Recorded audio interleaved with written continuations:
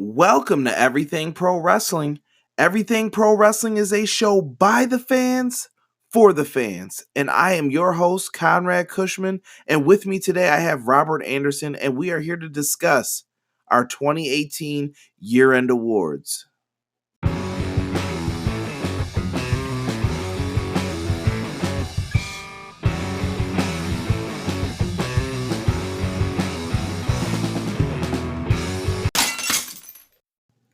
This is episode 36 of the Everything Pro Wrestling podcast. On today's episode, we are going to do our 2018 year-end awards. Now, I want to give a huge shout out to everyone who took the time out to vote on these year-end awards. It was greatly appreciated, and it really helped with today's episode.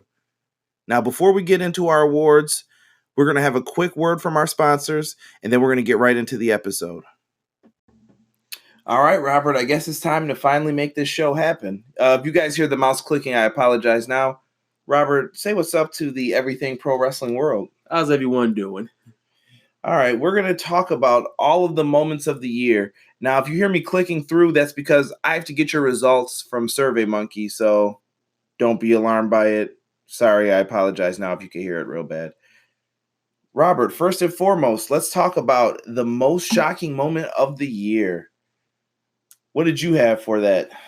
Mine was the shocking surprise return of Daniel Bryan being cleared for in-ring action. Yeah, 100%. Daniel Bryan, I think, was a huge deal for a lot of wrestling fans. I didn't see it coming. Timeout. I take that back. I did, to an extent, see it coming because of the Shane McMahon match that was being set up. And I said, the best way that this works out is Shane McMahon and Daniel Bryan team up against Kevin Owens and Sami Zayn. You can go back and check out videos, podcasts, previews, like going back to around the Royal Rumble time. I call that. They drug that thing out for way too long, so I knew they had to get Daniel Bryan for it. I didn't see it. I might have saw it happening in another company. I didn't see it happening in WWE. Yeah, well, and he was threatening to leave, so WWE had to do something about it. Let's take a look. The other thing I wanted to bring up was some people are probably wondering, why didn't I put Roman Reigns announcing his leukemia?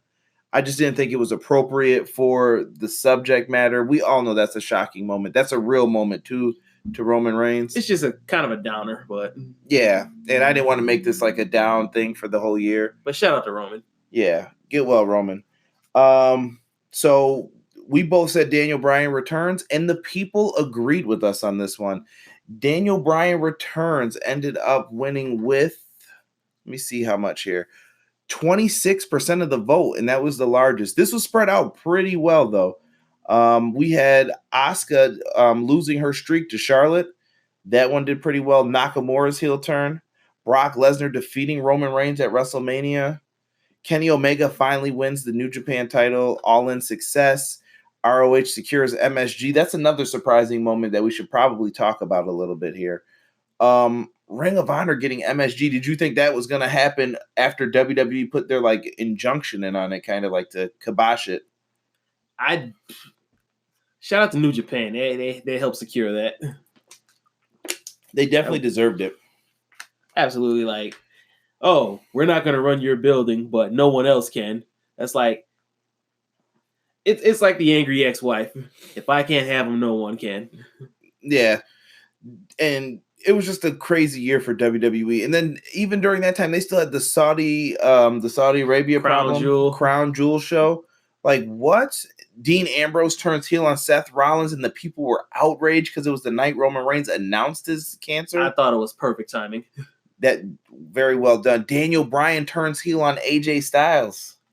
I kind of saw that one coming. I didn't think it was going to happen in that match, but yeah, very early. Shawn Michaels returns. I'm disappointed in that. They ruined the perfect retirement. And let's put a bow on this category with the return of the XFL. Shout out to He Hate Me. Oh my God, nobody's gonna watch that. I don't know. I'm gonna watch it, and I'm somebody. Well, listen. When I say nobody's gonna watch that, I mean in the masses. Do you think this is really gonna be a legit competitor to the NFL? Well, it's not going up against the NFL, so yeah. A lot of people. We do have somebody who put in their personal responses. Ghetto turns on and betrays Okada after years of friendship and partnership to join the betrayer, Jay White. Boo!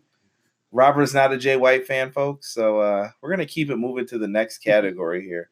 Now, this one's a little bit more lopsided. We have Breakout Stars of the Year. Robert, who was your Breakout Star of the Year? My pick was Adam Hangman Page, and his work speaks for itself. Now, why do you say that? I mean, I've heard you speak about him before. Elaborate. Well, like I said on the last show, if you go back to even like a year ago, he was just another guy on the roster. He was like the fifth wheel in the Bullet Club. He was on Chase Owens level. No disrespect to Chase Owens, but he's come into his own. He's developed a character. He murdered Joey Ryan. Yeah, quote unquote. Adam Hangman Page has done a lot, and I'm very impressed by him. And that match at All In against Joey Janela, yeah, they beat the hell out of each other. And Hangman, he showed his innovation, his initiative to just go out there and do better. And a lot of people don't remember. Remember when he was in Ring of Honor as just Adam Page? Yeah, he, like I said, just another guy. Yeah, a warm body in the ring. Absolutely, and I'm happy to see him get his shine now with that. Before I get into my picks, actually no, let's do that first. My picks for where I had two people who I kind of had neck and neck. My choice would have been Ricochet for the Person of the Year. Ricochet did not win though, so this is one where we're both wrong. And my other pick was Brian Pillman Jr. I think that kid has a lot of potential. I was a huge Brian Pillman fan back when his father wrestled in the Hollywood Blondes. Even when he was in the WWF at the time, I thought that he could have been something on a main event level if given the right character, the right spark, and if he was allowed to be the loose cannon. My thing with Brian Pillman, I agree with everything you just said. Something just seemed to hamper him at the worst times. Like he had the polyps in his throat, or he had the car accident where he crushed his ankle. It was just bad timing all around, because I could have seen him as a WWF champion feuding with Austin in that main event picture. And here's another sad thing to think about throughout the year. When you look at everyone who's passed away from the Hart Foundation, Bret Hart's the only one left. Owen Hart's gone, Davey Boy Smith's gone, Jim the Anvil Neidhart's gone, and Brian Pillman's gone. Bret's the only person left, and I feel bad for Bret because he has to deal with that heartache and sorrow and kind of has to move on without his friends and family around. But here's the beautiful thing about it. And Hitman, I don't know if you happen to listen to this. This is something real cool, I think, in my opinion. Look at everyone who has succeeded, though, from this now. If you look at MLW, you have Teddy Hart, D.H. Smith, British Bulldog son, and Brian Pillman Jr., reforming the Hart Foundation. And shout out to Teddy Hart for getting his life together. Yeah. That was my boy back in the day. Yeah, Teddy Hart's an amazing superstar. And if you haven't seen him, I would highly recommend you check him out. But neither of those guys won either. So let's go through some of the other names on the list here. Let's see who people put in as the others first. We have Killer Cross. And, help me out here. Utami Hayashishita. Not sure. Not familiar with the work. Hayashishita. Let's see. No love for PCO. I'm very disappointed. I couldn't believe that. Walter got some votes. Keith Lee, Brian Pillman Jr., and Bandino even got some. I thought he would have got more. Yeah, well, you know what? I didn't know about Bandino until All In, truthfully speaking. I don't know about any of you guys. Marty Scurll got one for Breakout. And he's coming to his own, but I think that he's been established for a little bit. Oh, yeah. Similar to what we said about Adam Cole. His name wasn't on this list, but he's been established. I tried to write as many people's names in, guys. But for this section, there's only so many I'm going to put. I'm surprised John Gresham didn't get any votes. I feel like he can be on this list next year, too. Yeah, absolutely. That's why some of these, the person who won, he's been in the ring for more than a year, too. Yeah. Roppongi 3K, they don't get a lot of love. Jay White. Boo. Bianca Belair. I am a huge Bianca Belair fan. I thought she should have got a few more votes than this. You know why? Because she is undefeated. I know those claps are going to be real loud into the mic. Lars Sullivan. Yeah. Yeah, but the winner is Velveteen Dream. He ran away with 34.78% of the votes. Kind of dominated. Yeah, the Velveteen Dream is a star, though. WWE, listen up. Don't screw this up with the Velveteen Dream. I see right now, too, he's actually getting fans to demand he's called up to the main roster. I don't want to see that yet. I don't trust him in Vince's hands. Yeah, don't wish for something like that, Velveteen. I promise you, it's not worth it. It's but not. He's had a hell of a year. Even in losing, like in defeat, he came out a winner. He's lost most of his matches. If you go from War Games all the way through, think about it. The man lost to Aleister Black. He just lost to Tommaso Ciampa. He didn't win the ladder match. Who did he beat? Cassius Ohno? He beat one other person, too, in between that time. Who did he beat? Johnny Gargano. I mean, he beat some big names, too, but at the same time, he didn't win a lot of the big ones. But the people love Velveteen Dream. He's a great character. I love him. So, Vince, please don't screw this up. He might be okay, though, because he is a product of that performance center. Like they built him from the ground up. Right. He didn't make a name for himself, but he's a tough enough competitor too. Yeah. So, but you know what? That may work in his favor. Look at guys like The Miz and all them. The people who lost, they end up becoming bigger stars usually. We move on to our next category, which is Faction of the Year. This was an interesting one. Robert, I think me, you, and the people all agreed on this one for the most part. This really didn't shock the system because everybody ran away and voted for Undisputed Era. Undisputed Era walked away with 34.78% of the votes. Let's talk about Undisputed Era a little bit here. Adam Cole, baby. He's the man. He was the first ever NXT North American champion. But what are your thoughts on Adam Cole? Everything he does, he just does it with just pizzazz, I would say. Adam Cole's the man. We also have Kyle O'Reilly in this. He's been a phenomenal tag team wrestler, and I think he's put on some of the most underrated matches in NXT that people forget about that are just freaking classics. And he sells so well too. Dude, the air guitar. Air guitar is cool again. Yes, dude. He's such a meat when he does it too. Like I can't say what I really want to say, but the dude's a beef. But you know what? It's a great character, and you just enjoy that. You just want to hit him, but you love him. Yeah. The next person on that group, Roderick Strong. This comes as a surprise because when he turned heel back at NXT New Orleans, Roddy made an impact. I did not expect that in that match. I thought Pete Dunne was going to turn on him, and they were going to have a feud. I think everybody thought that, but I thought they were going to feud for the UK title. I don't know. I like to see Roddy out there. He's Mr. Wrestling, Mr. ROH.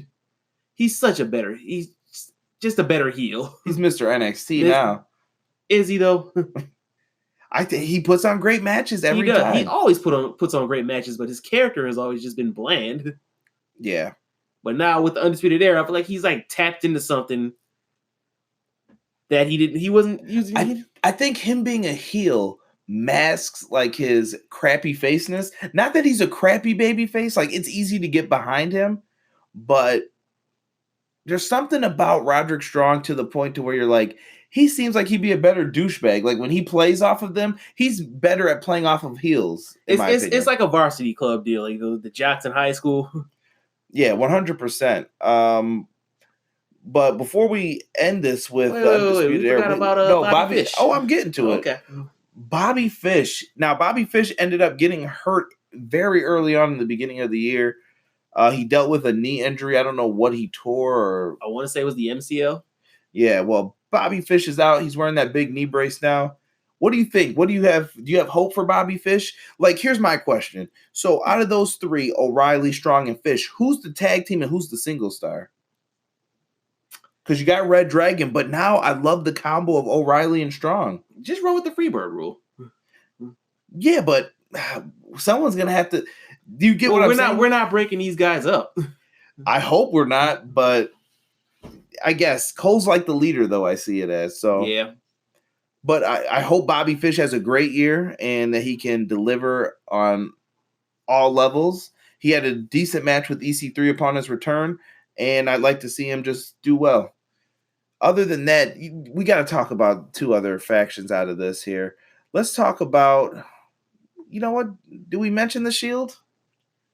The Shield is cursed right now, but we're not going to get into that. Yeah, they can't keep trying to bring that group back. Sanity got no votes. That's not a surprise. I mean, who's seen them? British Strong Style, underrated on the. They got some votes, 6%, but big shout out to British Strong Style. Pete Dunne deserves some respect for this too. I had to bring him up because he's put on some great matches. That match with Jordan Devlin, if you don't watch NXT UK, you are missing out, bro. I'm telling you. And isn't he injured during that match too? Like, yeah, he's already hurt. He's still going out there giving 110%. And Tyler Bates, amazing. Despite him like losing the belt, you would think he'd be like sour about it. He's only 22 years old. And Trent Seven, he's just there. He's along for the ride, baby. He's not just there. I mean, no, he's great. He gets the sympathetic, like, I can't believe he's getting beat down. Let's talk about the OG Bullet Club, all right? The real ones. Oh boy. Tama Tonga. Yeah. And Jay White. Does the Bullet Club still have a chance, or is it over for them now that Cody and Kenny and all them like denounced it? Bullet Club was here before and they'll be here after. But can this sustain itself? By the end of 2019, is the Bullet Club still going to be around? I think if they just stomp out Jay White, they'll be great. And the Elite. We have rumors of All Elite Wrestling coming in. It looks like Cody, Marty. I'm using the first names right now. Sorry, Marty Scurll, the Bucks, everyone involved with them. Kenny. Yeah, what's going on with them then? What do you think's happening? Well, 4 of the 5, I'm not sure. We already know where Marty's going to be for the next year. Yeah. You watch Being the Elite, it's hard not to like these guys. They're popular. I can't believe they didn't win. I thought that it would have been real close with them in Undisputed Era, but the people have chosen Undisputed Era over them. So we're sticking with New Japan. I see you have Los Ingobernables de Japón, LIJ. I feel like they could have got more votes if they weren't so confusing. Like I said before, you always forget these guys are heels. Yeah. Half of them are also injured. Yeah, that's a big problem. But Naito, day in and day out, he just goes out there and just crushes everything. Evil as well. Guys, Faction of the Year, Undisputed Era. Yeah, I can't use any music rights in this, so. He's air guitaring right now. We get to our next category, which is Wrestling Show of the Year. Rob, what was your choice for this? What was my choice for Wrestling Show of the Year? I picked All In. Yeah. Why? Because I wasn't expecting it to be as good as it was. I mean, the talent was there, but I wasn't sure on the production levels. I wasn't sure of the streaming feed. If you watch ROH on pay-per-view or the Honor Club, sometimes audio doesn't sync up. Not the power, but the feed cuts out from time to time. I was expecting them to try their best. They exceeded all my expectations. It was really well done, and if I really wanted to be a jerk, I'd play a Dave Meltzer clip saying that they wouldn't sell out that arena. Yeah, Dave, I remember. Everyone remembers. That's why you listen to this podcast, folks, instead of Dave Meltzer, because I did not believe that he was correct in saying that. In all honesty, wrestling is hot right now to an extent. I know it's not WWE levels of hot, but All In was going to sell out. These guys have a vision, a dream, and Cody Rhodes is Dusty Rhodes' son. The man knows how to book some pro wrestling. Oh, yeah. Now, was that my show of the year? No. And you can blame Joey Ryan for that. All right? I don't know what that was during that pay-per-view. Like I said, watch Being the Elite, people. Yeah. It made sense if you watched that show. Yeah, but that was still creepy. I was not a fan of it. Like, I was watching with someone who was a non-wrestling fan. Shout out to Paul, who does the intro. Him and his group Residency. Give them a big shout out. So we're sitting there watching it, and Paul's like, "What is this?" And he just starts laughing. And I'm like, Druids. "Yes, dude." Like, dude, I was so pissed that I had to try to explain that to him. Like, Well, see, here's what's going on. If you watch the show on YouTube called Be the Elite, how about Famous dick wrestler Joey Ryan. yeah, dude, like subscribe to the Everything Pro Wrestling channel. I've reviewed all these shows, and I had to go through for each of mine. And when I went back and looked at it, Wrestling Show of the Year for me is also the one that the people picked. It was NXT TakeOver New Orleans. That ran away with 26% of the votes. A lot of people were spread out here from NXT TakeOver Philadelphia, WrestleMania, NXT TakeOver Chicago. Who voted for WrestleMania? I don't know. Yeah. NXT TakeOver Brooklyn. We had some Summer Slams. NXT TakeOver War Games 2 did pretty well as well. Yeah, so Evolution got some love. Yeah, people liked it. Yours was runner up though, 20% of the votes for All In. New Japan Dominion got some love too, 15%. But NXT TakeOver New Orleans, what a freaking card that was. Top to bottom. We had Ember Moon, Shayna Baszler. We had the triple threat tag title match with technically it was Adam Cole and Kyle O'Reilly until Roderick Strong made his heel turn on Pete Dunne and the Authors of Pain. We had a phenomenal main event with Johnny Gargano and Tommaso Ciampa. Just from top to bottom, like I said, an electric card. That ladder match. Yes. For the North American title. Dude, if you have not seen that ladder match, tremendous. Great work. I didn't Meltzer give it 5 stars? Who cares? Who cares what Meltzer thought? Because you can go watch my review. Because he doesn't always talk about because he said All In wouldn't sell out. Ka-chow. So anyway, now with all that being said, that NXT TakeOver New Orleans was the best show. I think I gave it an A too in my review on YouTube. I loved it, top to bottom. Enough said. Let's get to our promotion of the year. Rob, this was some hard times for people. This was probably one of the most lopsided things. Not a lot of love for Impact, Ring of Honor. Ring of Honor got a vote. Progress got a vote as well, but not a lot of love. Let's see what the other responses were. And these people did not follow the rules. DDT got a vote, though. It was mainly between 2 companies, WWE and New Japan. Now, there's a caveat. Robert picked New Japan, so I'm going to let him state why New Japan was the promotion for him. For me, it was consistency all around. Every one of their live specials, their pay-per-views, they just knocked it out. The in-ring product is unmatched. Unmatched, huh? Unmatched. Rob, I got to disagree with you on that. I voted for the winner, WWE, but I have a slash there, NXT. If I would have separated these, I still think NXT would have won. Oh, yeah. Or it would have been neck and neck with New Japan, and it would probably been tied and New Japan would have won. But here's why I put those together. At the end of the day, NXT is still a WWE brand. WWE is still trying to get money, revenue. I don't even know if they're making money off of the PC and all that stuff yet, but it's definitely worth it in my opinion. I think that they have some of the best talent, the best storylines, and it transfers over. The main roster, you could learn some stuff from NXT. You could actually become better. Monday Night Raw writers, take notes. Don't just do what Vince says. Maybe you want to argue with him a little bit, you know? I don't know. But I think NXT is my promotion of the year, personally, for me. They had the best matches. As I just said, we had so many awesome things going on in NXT that we just kept talking about and raving about. From the Undisputed Era to NXT TakeOver New Orleans. We could talk about War Games. Wow, main roster. Maybe you should get that.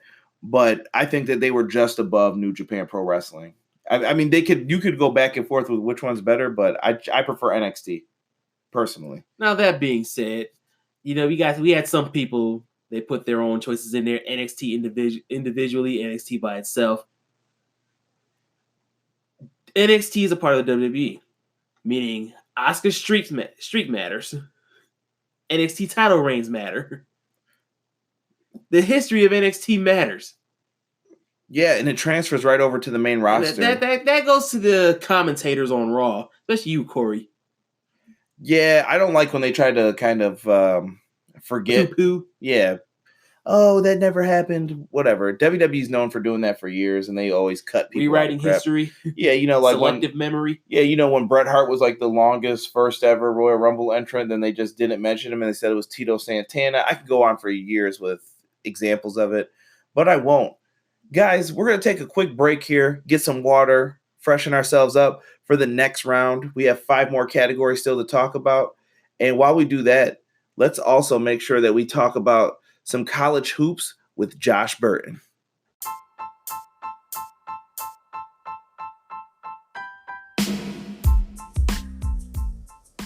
Hey everyone, I'm Josh Burton, inviting you all to come join the fastest growing group dedicated solely to college basketball, Everything College Basketball. Just go to Facebook and in the search bar type in Everything College Basketball. Once you've joined, feel free to begin chatting with other diehard college hoops nuts like yourself. Also, while you're there, go check out the podcasts on Anchor, Podbean, SoundCloud, and Google Play. Just search up Everything College Basketball Podcast, and as always, like, share, and subscribe. Ooh, yeah! Dig it!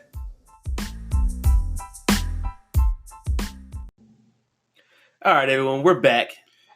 First category to talk about is Feud of the Year now. Robert, what makes a good feud to you, my friend? Good feud is sold on believability. And you have to invest emotionally into it. I think there needs to be some pure hatred involved as well. Oh, yeah. Yeah, so when we talk about this feud, there are so many to choose from in the pro wrestling world. And there were a lot of feuds this year, but I felt that some of them just didn't stand out as well. Like, this was a hard category to come up with who was the best feud.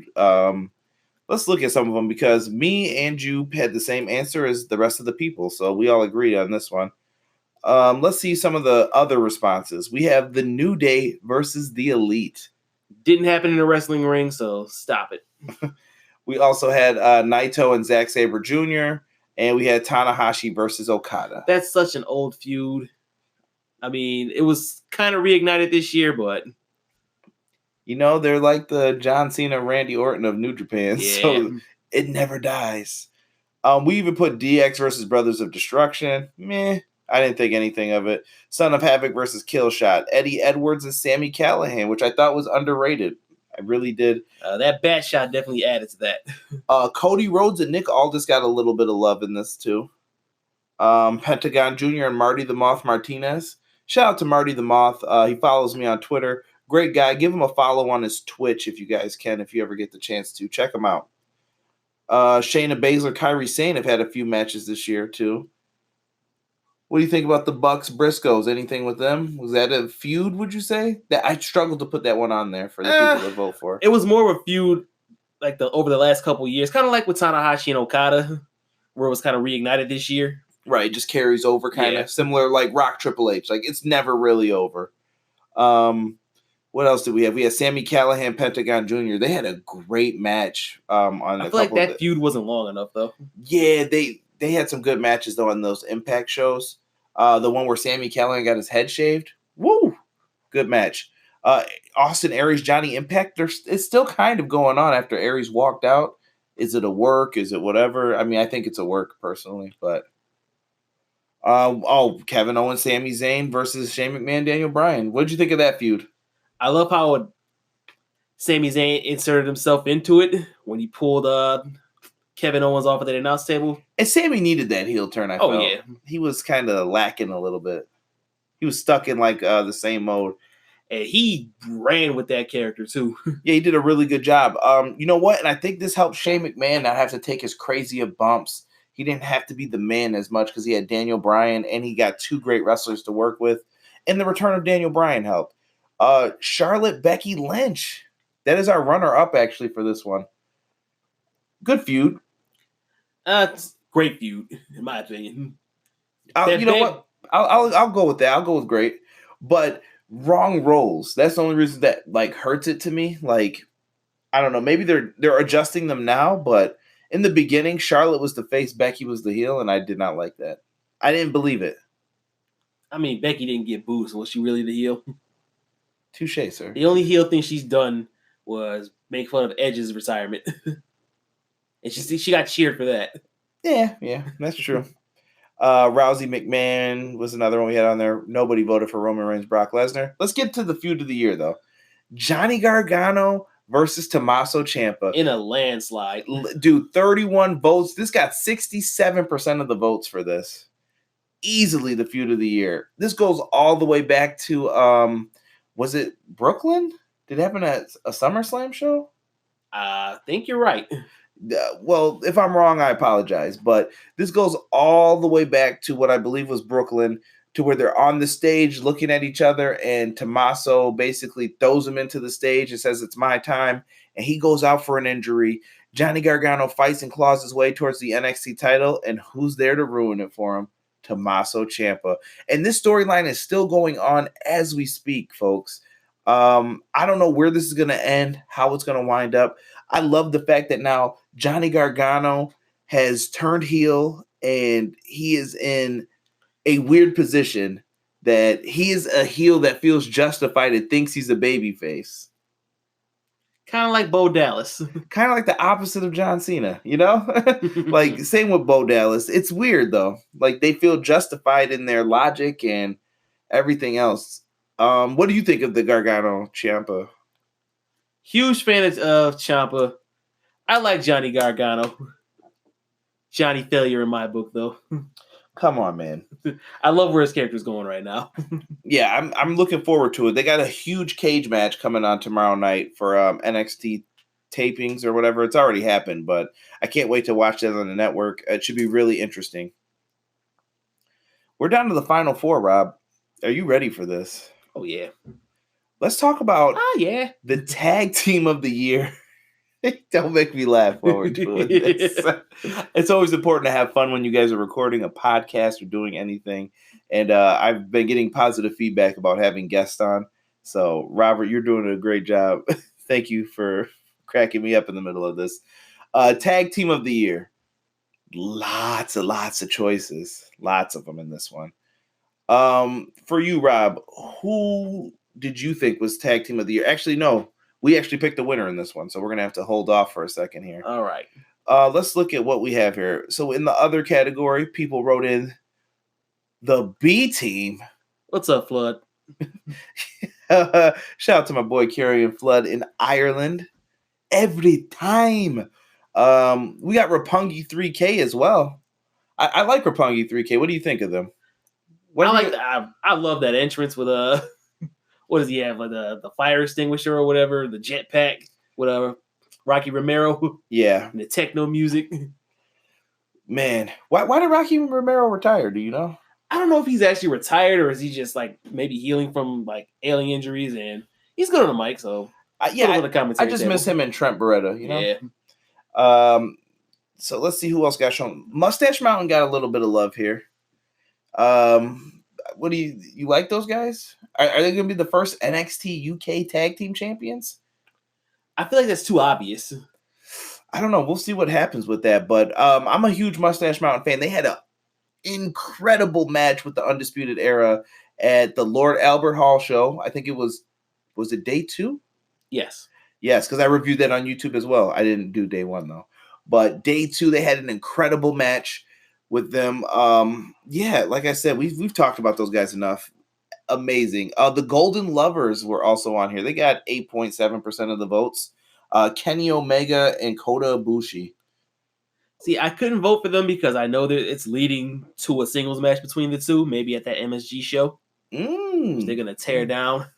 Yes. 2 of the best in the world right now. Gorillas of Destiny got 6.5% of the vote. Love my boy Tama. Real quick. So we glossed over someone in between that. AOP. Stop. I'm just saying, man. AOP didn't get any of this. You know why? Because of that AOPP crap, man. That really irked me because Authors of Pain were a really good team in NXT. Yeah, they might be ruined now. I hope not. Bring back Paul Ellering too, man. But I hope that AOP gets on their feet because I thought they were a great tag team. Even though they disappointed you the year before with your picks. Dude. Yo, real quick, miniature rant. If you ever see me make my preview and predictions, I never picked AOP for anything, and I was always wrong. And then the one freaking time I picked AOP, they lost the tag team titles. I was friggin' pissed, dude. I had a reaction video to that. I was so angry, dude. I'm like, dude, I never pick you guys. The one time I do, you lose the tag belts. Ugh.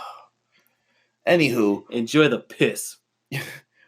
unfortunately, we don't have Rude and Gable on here, so I'm surprised nobody voted for them. I'm a fan of that team, though. I like them. I don't know. I don't see it lasting. I have a soft spot for Chad Gable. I hope Bobby Roode turns heel on him, though, unfortunately. SoCal Uncensored. SCU. No love. The Best Friends got some votes with 6.5%. No love for the Bar.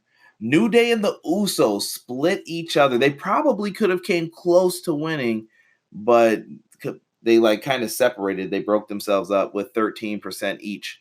And the runner-up, let's talk about them. The Young Bucks.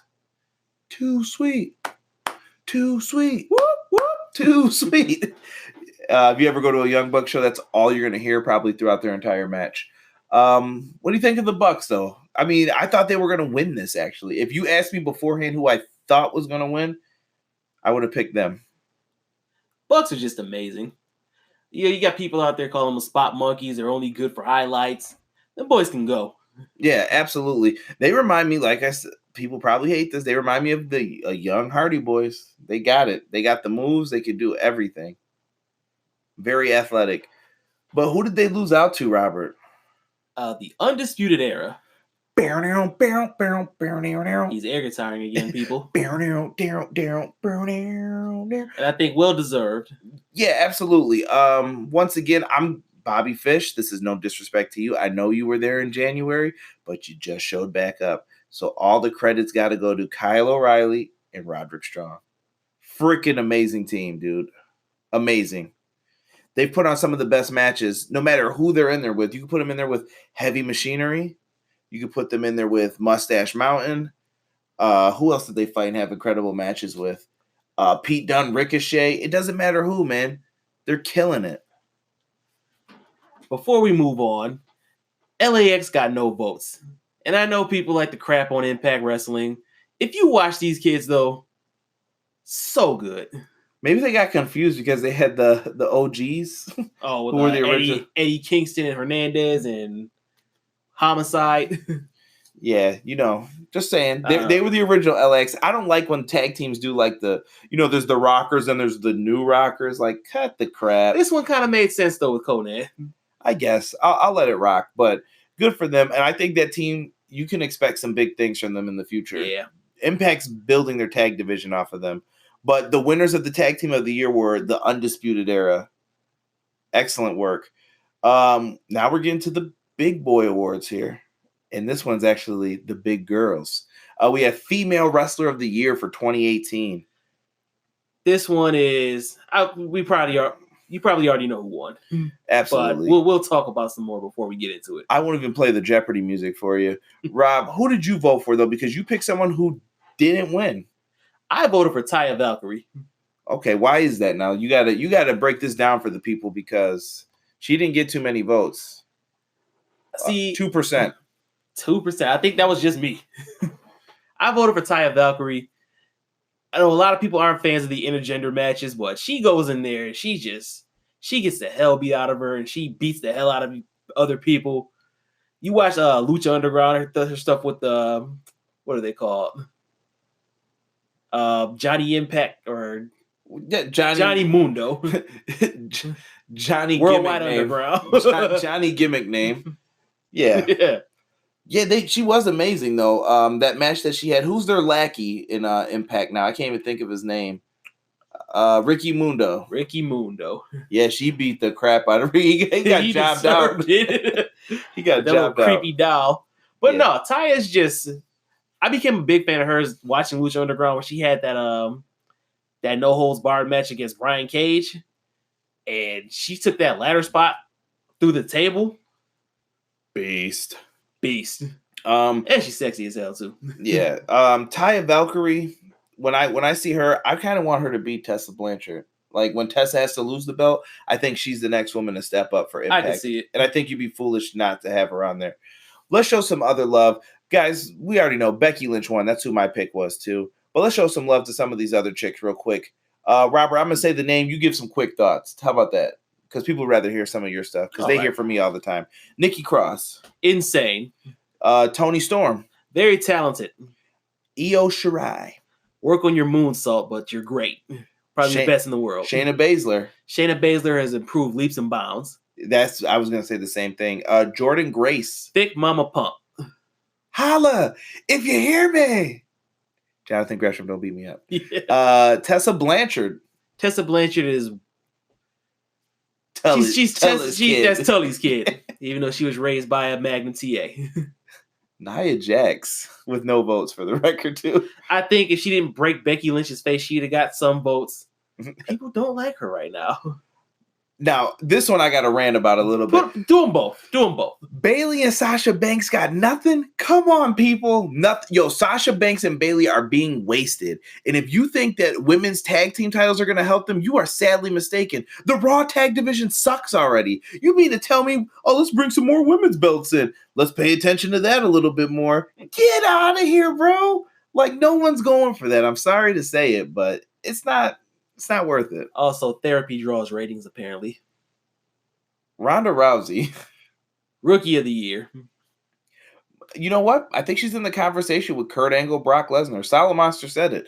I think most improved top person that's taken a wrestling very well. Oh, like a duck to water. Asuka. Asuka finally got her just underappreciated. Yeah, Asuka's really good. Love her as a fan. Alexa Bliss. She's a bitch, but I love her. Alexa Bliss is decent. I think here's my problem. I like Alexa Bliss. I just don't want to overrate Alexa Bliss. That's how I feel. And she's average at best in the ring, but her character work is almost unmatched. Yeah, she's really good at playing that heel role that she's always been in. I wonder what she'd be like as a babyface, though. I don't want to know. You think she'd be horrible? Bring back the little glitter, glitz, glam, whatever her thing was. She was on the chopping block before she switched it up. Really? Yeah. I did not know that. Baby Trish wasn't cutting it. And Charlotte Flair was the runner-up. She's the queen. Yeah, I love Charlotte. And a lot of people seem to think that I'm a Charlotte hater and all that. No, I just think Charlotte's given way too much, though. Not that she doesn't deserve it, but she gets it easier than most people. Perfect way to put it for me. So sometimes I misspeak when I say this type of stuff. Charlotte, it feels like it's just you're Rick's daughter, so here it is. And I like Rick, so I like you. I don't know. I just think Sasha and them are all on her level, and they can compete with her. I personally feel that Sasha is just a little bit better than Charlotte in the ring, but I agree. Bayley, I think, is another one who gets crapped on too, though. But enough about them. Let's talk about the winner here with 63% of your vote. Ivory. You just really said that in the middle of me. It's Becky Lynch, guys. Come on. There's no other choice. 63%. I'm surprised it was even that low. She's Stone Cold Becky Lynch, bro. She's over. She's the most over character in WWE on the main roster. Hands down. Don't want to hear it. I don't care what you got to say. Actually, she's probably the most character over NXT. She might be in wrestling. Most over person right now. Becky Lynch is on fire, and you have to get her to that match at WrestleMania against Ronda Rousey, in my opinion. I don't know if they're going to try and do a horse. What do you think with that? Is it horsewomen or is it going to be too soon for the horsewomen because everyone else is preoccupied right now? Yeah, Becky deserves it though. So I got nothing. Ever since her heel turn at SummerSlam, when she got kind of pushed out of the way, I don't really call that a heel turn more than I call it an awakening. An awakening of John Charlotte. Come on, man. But yeah. Becky Lynch deserves it. Hats off to her. And female wrestling this year is the best I think it's ever been. I agree with that. All companies. So I'm happy for anybody who likes women's wrestling. And if you've been a fan of it for a long time, shout out to you. We appreciate you guys for loving the women's wrestling. And hopefully we continue on with that in 2019. Let's get to Male Wrestler of the Year, and this one has a little bit of controversy. It's close. There is a close. It's a hair away, we'll say. I'm not gonna say what kind of hair, but it's a hair away. Shout out to Stone Cold. Let's look at some of our other responses here real quick. So we had people write down Jay White was your Male Wrestler of the Year. We have Austin Creed down as Male Wrestler of the Year. What's up, Jordan? Will Ospreay and Zack Sabre Jr. Big fans? Oh yeah. All right. Some more. There's more? Did I not? Oh, I'm sorry. Tanahashi and Kota Ibushi. My apologies. Thank you, Robert, for telling me that I missed that. Who else did we have on here? Johnny Gargano, 4% of the votes.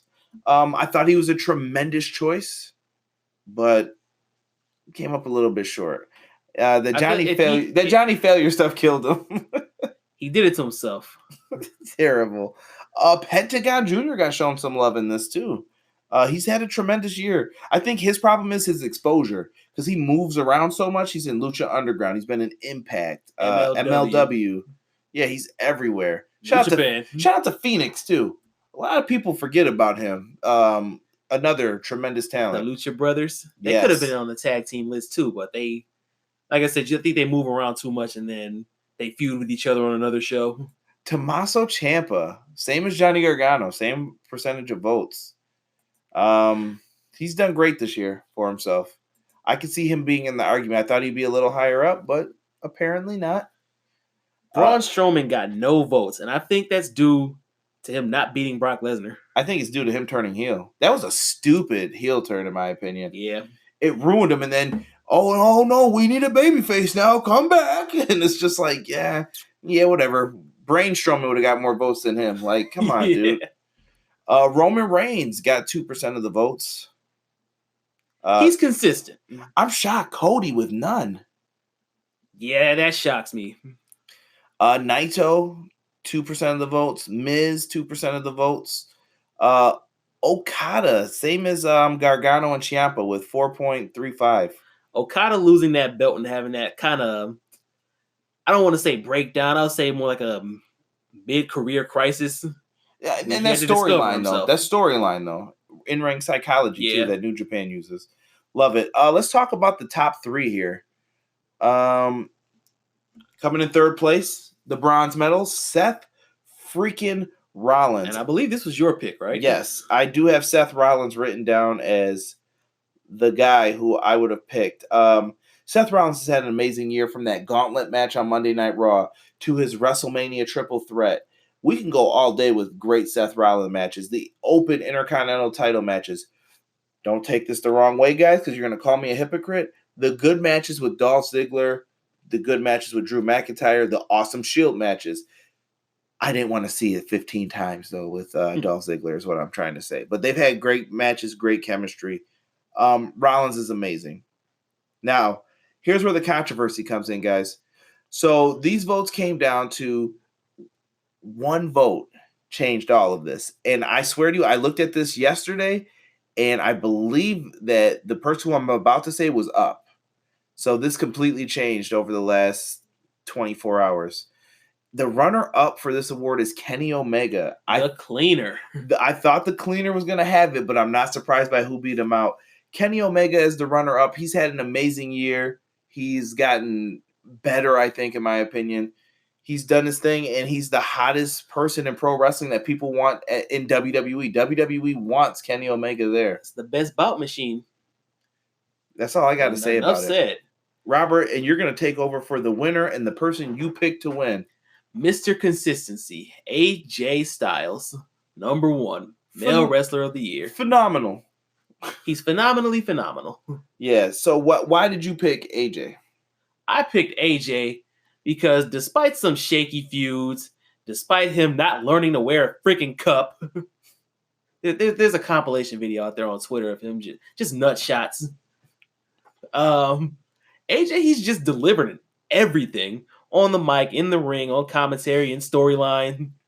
He's carried this company. He's carried SmackDown for the better part of this year. It's just so weird to see AJ picked, in my opinion, because now I'm not trying to crap on your opinion. I'm just offering a different perspective because I like AJ as well. I thought he put on some good matches.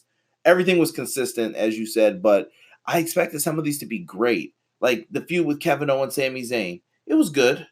Shinsuke Nakamura, all his matches were good, but it wasn't that New Japan level. Samoa Joe, same thing. Good. I feel like Samoa Joe should have won at least one of those. they missed the boat with them, or he missed the boat with them, I should say. It just felt like they weren't putting anyone over AJ because he had the video game promotion. He's on the cover of WWE 2K19. It's on sale right now too if you guys want to buy it. That's free promotion, WWE games. Yeah, AJ is the man. He's phenomenal, and I'm not surprised that he won. I just thought that Kenny Omega would have it over him. Like I would have bet. I was expecting Kenny, but if I had to put cash down, that's who I was picking. I am glad I was right. Guys, we're getting to the last award, and I think it's the most important one that people talk about all the time throughout the year. And we're going to be basically gearing up in 2019 to do the exact same thing. We are here to talk about the match of the year for 2018. And did we have a lot of contenders? A lot, bro. Okay, so me and Robert had two different answers, and we're going to go over those. But let's go over some of the other ones first. We had some written in responses. Robert, go through them for me. Okay, so we had Okada versus Tanahashi from the September show. We had Omega versus Pentagon Jr. at All In. Team WWE versus Team NXT. I believe that was that League of Legends. Get out of here. Oh, this is the NXT episode 472. This is actually on my birthday. Pete Dunne versus Adam Cole versus Ricochet for the North American Championship triple threat match. Phenomenal. Yeah, dude, if you didn't see that match, like, dude, all these matches are in the A category for me. I do my ranking system, or I don't do the stars like Meltzer. I do grades because I figure it's easier for people to understand. A is great, B is good, C is average, D is oh hell no, and F is get out of here. Not even Jenna Maraska and Charmel. Like I saved that. That's a special category. That never happened. What else do we got here? An underrated one, which I'm surprised wasn't on the list, but we had Kenny Omega versus Tomohiro Ishii during the G1 climax.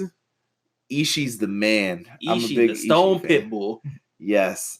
Love him. Kenny Omega too, just a hard-hitting match right there. Let's talk about some of the other ones on here. 205 Live, Mustafa Ali versus Buddy Murphy. No love for this one. I thought it was a great match, but I think it's just because it was on 205 Live. Right, and it's a shocker. I love the spot with the steel steps standing up.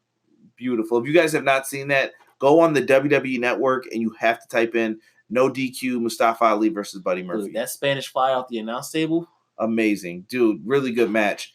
We also have from the Dominion show, Takahashi versus Ospreay. Ospreay is also Mr. Consistency, who's working his way up to the heavyweight rank. So I could see him challenging for that New Japan title soon. Yeah, I hope his style just doesn't, you know what I mean, keep him down and injured. He's too good not to succeed, man. ROH Best in the World, we got the Briscoes versus the Young Bucks. No votes for that one either. Yes. Is this our runner-up? No, this is our third place one. We'll come back to that one. Let me highlight that so that way we know to come back. We had War Games. Aleister Black, Johnny Gargano. Really good match, dude. Great match. Ooh. Dude, this match was so good that the next match above it actually got one more vote than it. And Rob, I got to ask you, which was the better match to you? Ciampa, Velveteen Dream, Aleister Black, Gargano. I'm going Ciampa and Dream. I feel like, the drama of the belt being involved. Not even with the belt. It's just like, Velveteen Dream is already a star. I feel like this was like his coming out match, though. Like, yeah, Velveteen Dream did his thing, man. When he hit the elbow drop off the top, I swore to you it was over. Kevin Alvarado and myself were watching this at the same time, and we both lost it as soon as he hit that elbow. We thought there was a new champ. Kenny Omega versus Jericho at Wrestle Kingdom 12. See, I stayed up and actually watched this match after I got off of work, and part of me was ready to fall asleep, but as soon as this match started, I bought into it. Jericho, he's earned the moniker, one of the greatest of all time, best in the world at what he does. At 47, 48 years old, it's Y2J, baby. Let's talk about another match that I heard a lot of people talking about match of the year very early on. So after Wrestle Kingdom usually sets the standard, and they don't let anybody beat them after that for a match of the year. But this match was one of the first times that I've heard people say, no, there might be this NXT match. Andrade Cien Almas versus Johnny Gargano at NXT TakeOver Philadelphia. Just outstanding. The boys tore the house down, and I thought that was the time to give Gargano the belt potentially. And they missed the boat with it, but the storyline's still continuing for him, so interesting. I was in favor of Almas retaining. Go ahead, Rob. You can take over for here. All right. New Japan Strong Style Evolved. We had Kota Ibushi and Kenny Omega, the Golden Lovers, versus Nick and Matt Jackson, the Young Bucks. I think this was on what's the TV network that they show up on? What's his name? Mark Cuban. Mark Cuban's network. Look it up for me so that we could tell the people where they could have saw this match. But you had the Golden Lovers versus the Young Bucks, and they did their thing, man. It was a really good match between friends, basically. The storyline was that Kenny Omega had kind of like shifted away from the Bullet Club / the Elite, and the Young Bucks were trying to kind of like be the peacemakers between him and Cody at the time. Cody wanted to murder this man. It's also on Access TV. That's AXS. Yes. Jim Ross did commentary for this. I remember this now. Jim Ross got crapped on for doing commentary during this. Yes. What was our next match, Robert? Okay, so we had TakeOver New Orleans. It was the ladder match for the North American title, or North American Championship. Adam Cole versus EC3 versus Killian Dane versus Lars Sullivan versus Ricochet versus the Velveteen Dream. Adam Cole with the victory. This match was... It's almost indescribable how it was almost a perfect ladder match. Well, okay, let me ask you this. What was better, this match or the TLC match with the women that just happened? This match. Okay. Ladder match. Easy. Yeah, Ricochet is doing flips off ladders as they're falling over. It was great. Everyone played their part, and they look like stars in this. Everyone came out looking good, in my opinion. We get to the next one here. We have... All right, we're going back to the G1. This was day 19. We had Tanahashi versus Kota Ibushi, two of the best in the world. Did you check that match out? What did you think? I watched most of the G1. I don't remember watching this one. I mean, can't speak about it if we didn't see it. Yeah. Let's talk about the top three matches. Coming in at the number 3 spot would be WWE Evolution, Becky Lynch versus Charlotte Flair, last woman standing.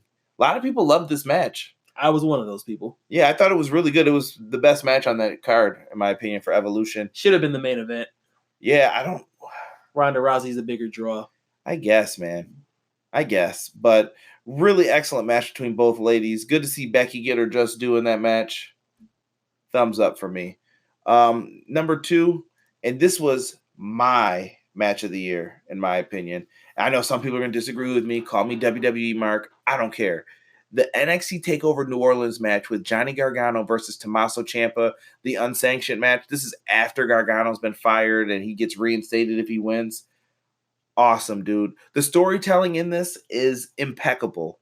Like, I went back and just rewatched the finish of it, where Johnny Gargano sits down next to Tommaso Ciampa, and they kind of do the whole DIY stuff, teasing it, and Ciampa's sitting there, and what did he grab? His knee brace, and he's holding it in his hand because he's going to turn on Johnny. Johnny knew not to trust him, rolls out of the way, puts him in the Gargano escape, and as soon as he grabs the knee brace again, he's trying to hit him with it, Johnny switches over into an STF, wraps the knee brace, the injury that took him out, wrapped it around his face. He wrenched it. Yes, and Tommaso Ciampa was forced to tap out. But since then, Tommaso Ciampa has been the NXT champion. And like I said, the storyline is continuing. So you guys are going to want to check out NXT TV to see how this story ends, because it's been amazing. My match of the year, personally. But Robert has picked the big choice. And I'm going to let him talk about it. He can have all the shine for this because he made the same choice as everyone else. Rob, what is the match of the year voted by you and everyone who voted on this? So the general consensus of the wrestling community is that Kenny Omega is the best wrestler in the world right now. Maybe tied with Okada. That said, 2 out of 3 falls at New Japan Dominion. That was in June, right? Yes. Yeah. 2 out of 3 falls. They went over an hour. Usually we get 2 out of 3 falls matches. You go, one guy gets one gets the other, and then we have our third match. They got the first 2 falls right out of the way. So like I said, we went over an hour, just back and forth. These two, I don't know how they do it. They just get better each time they meet. The chemistry is off the chain with both of them. For me, watching the match, and you question, Kenny Omega had lost so many times, you were like, are they really going to give it to him? Or are they just going to let Okada continue this reign of dominance? And he finally won the belt. Yeah. And remember, the story throughout that match was Kenny hit the one-winged angel. He never pinned Okada with it in any of their matches, which is something that I think all of wrestling could benefit from. You don't always have to hit your finisher and have someone kick out of it. You don't need the near fall every single time. Ring of Honor is guilty of that a lot. Not that there's anything wrong with that, but they use it a bit much. WWE's been getting like that lately too, though, for the past couple of years. But they did a great job in this one. And you know what? New Japan's guilty of it sometimes too. But amazing storytelling in the ring. Great in-ring psychology by both. I'm not mad that this is the winner. I kind of figured it would be. But, yeah, Rob, this was amazing to talk about these 10 awards. And I hope that everyone is happy with the results. I mean, they got a say in all of it too. Like I said, this is a show by the fans for the fans, and the fans spoke. 100%. Well, guys, we've been talking long enough about this. This is going to be my longest episode ever, but I greatly appreciate it. And stick around because I have my reflection of the year and to talk to you guys. Well, you guys stuck with me this long, so let's end this with my reflections for the year. Pro wrestling, it's in a weird state. Right now, Raw is horrible. SmackDown's consistent.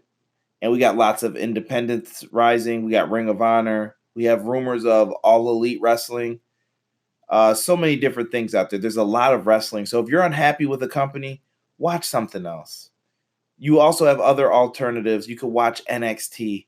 There's other promotions in the UK right now. There's stuff everywhere, is my point. So if you're not happy, watch something else. Lots of great wrestlers. Ask me, anyone else in the Everything Pro Wrestling community. We can provide you with some help if you're interested in watching something like that. Also, big shout out to my man Robert. He's been helping me out for the past couple weeks. If you're enjoying him on the shows, give me some feedback. Let me know. He's going to keep popping up on here for a few more. He's been doing a tremendous job, and I greatly appreciate you for that, Rob. Oh, no doubt. Always great. Always great being on. Now, while I'm sitting here with my end of year reflection, I'm going to wrap this up because this episode has went on over an hour. Normally I try to keep them short, and hopefully we'll be able to do that when we come back. But let's talk about everything else that matters to me. I've had a really good year this year with YouTube views. I've had 2 of my highest viewed videos of all time. Lots of views. I'm grateful for each and every one of you who take the time out. I say this every week, and I know it sounds cliche. And you're probably like, oh, this kid is BSing me. I'm not. I promise you. I'm very thankful for each of you. Everything matters, especially the Everything Pro Wrestling group. So many people in there to thank. I have to appreciate guys like Casey Briggs, who always comes on, just like you, Robert. Brandon Anderson shares my stuff. My beautiful wife, Lauren, shares everything. James Farley, this kid does tremendous work for me on Twitter, sharing my stuff and gives me compliments, and it helps me build up my confidence to do this stuff. So thank you guys so much. And everyone else in the group, my boy Steve, Jordan, all of you guys really help out with the comments. We go back and forth in there talking, whether we disagree or not, we're laughing in there. And Everything Pro Wrestling, you guys are tremendous.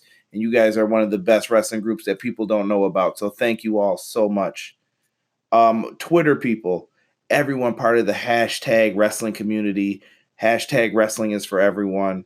Whether you have a podcast, and I'm not going to name all of them, you know who you are. If I message you in the DMs and talk to you about, hey, how do you make your show better? Hey, can you retweet this for me? Can you help me out? I appreciate you guys as well. The Wrestling Aminu crews. There's podcast groups I'm a part of. There are so many other Facebook groups. Wrestling Aminu is there for me. It is an app that you can get for your Android phone. I don't know if it's on iPhones, but those guys also comment on stuff, watch a lot of my videos, listen to my podcasts. You guys voted on some of this stuff too, so thank you so much. And last but not least, a big shout out to my family and my other family, my XGW family. XGW was an EFED on the PS4, and this year it actually ended.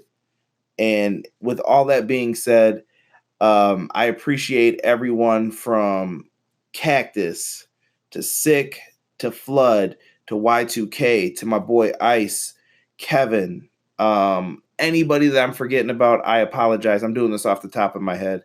But I appreciate anyone who was a part of XGW takes the time out to listen. You guys are part of the reason why I started doing this. And once XGW ended, I really focused in on doing this podcast and trying to make this work because I want to become something bigger.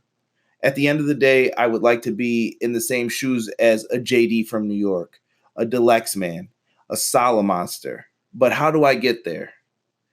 It's with hard work, dedication, and loyalty from you guys. If I don't build that trust, if I can't have those conversations with you guys, I've got nothing. Rob, do you want to say anything else to end this? Shout out to wrestling in general.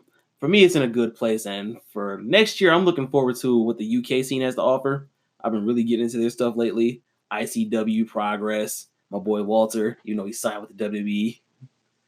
The NXT UK product, New Japan. Shout out to the fans. Shout out to everybody in the EPW group. We have a good time in there. Yeah. And I want you guys to bring more people in. Do whatever you can. I'm trying to be welcoming to everybody who's a new member. Hopefully trying to put out a post now when we get people in there. I appreciate all of you guys. So if you're part of EPW or if you've ever had an interaction, shout out to Kevin too. He posted a blog about me. I retweeted it a bunch of times. Kevin, thank you so much for featuring me on there. It was really great to get some recognition and people see why I'm a wrestling fan and why I do podcasts. I love it. And there's some good things coming up for me here in 2019. And I can't talk about all of them just yet, but a lot of good things are happening in my life, personally and with wrestling. And speaking of that, let's talk about next week real quick. Next week is Christmas Day. And some people are wondering, are you going to do a podcast on Christmas Day? I see a lot of people in the Anchor group taking off and everything else. Not this guy. Work don't stop around here. That's right. I will be doing a show next week with Brian Williams. That's right. Brian Williams from THQ /2K/Ukes. We are going to be talking about Wrestle Kingdom 13. We are going to do a preview, give our predictions, and we are going to talk about the big show. Rob hopefully will be around so that we can review that show together.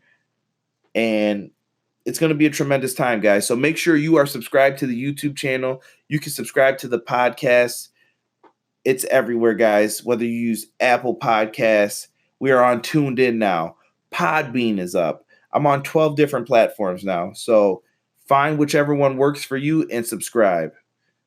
For that, guys, this is 2018. This is my review of everything. I am out. I greatly appreciate it. And I can't wait. And hopefully you guys check in with me next week on Christmas Day to hear about New Japan Pro Wrestling Wrestle Kingdom 13 preview. Happy holidays.